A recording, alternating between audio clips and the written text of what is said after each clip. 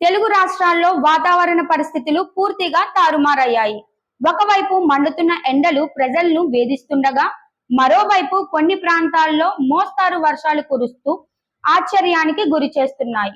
రుతుపవనాల మందగమనంతో ఉష్ణోగ్రతలు రికార్డులను తాకుతుండగా, ఇప్పుడు రెండు ద్రోణుల ప్రభావంతో వర్షాలు కురిసే అవకాశం ఉందని వాతావరణ శాఖ హెచ్చరిస్తోంది. తెలంగాణలో పశ్చిమ నుండి వాయువ్య దిశలో వీస్తున్న గాలులతో ఉరుములు మెరుపులతో కూడిన మోస్తారు వర్షాలు కురిసే అవకాశం ఉంది. హైదరాబాద్, ఖమ్మం, మెదక్, మహబూబ్ నగర్, కామారెడ్డి తదితర జిల్లాల్లో గంటకు 40 నుండి 50 కిలోమీటర్ల వేగంతో ఎదురుగాలులు వీచే అవకాశం ఉందని అంచనా.